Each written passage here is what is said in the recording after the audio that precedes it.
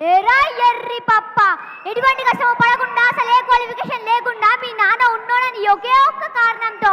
చెమట కూడా పట్టకుండా స్టేట్గా వెళ్ళి ఎండి సీట్లో కూర్చున్నా నీకే అంటే పొగరుంటే,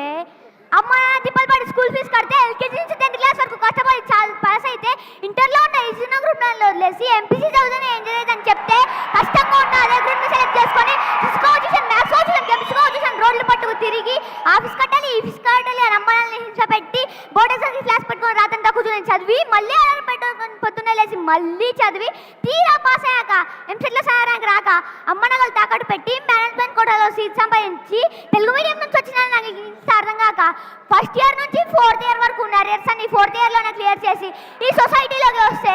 ఈ జనమంతా నన్ను ఉద్యోగం లేని ఎదవా అని నీచంగా మాట్లాడుతున్నా లెక్క చేయక ఉద్యోగం కోసం ఆఫీసు ఈ ఆఫీస్ అని పిచ్చి కుక్కలను 4 నెలలుగా తిరుగుతూ ఎందుకు పనికి నన్ను తిండిదండగా అని మా నాన్న తిడుతూ ఉంటే ఒక్కొక్క మెతుకు గొంతులో దిగుక ముళ్ళుల్లా గుచ్చుకుంటుంటే మింగలేక కక్కలేక చస్తూ బతుకున్న నాకు ఎవరో ఒక మహానుభావుడు అవకాశం ఇద్దామని చూస్తే దాన్ని కూడా లాగేసుకోవాలని చూసిన నీలాంటి బేవర్స్ గాని ఎదిరించి ఈ రోజు నీ ముందు నించొని మాట్లాడుతున్న ఉద్యోగం నేను గ్రాడ్యుయేట్ని నాకెంత పవర్ ఉండాలిరా.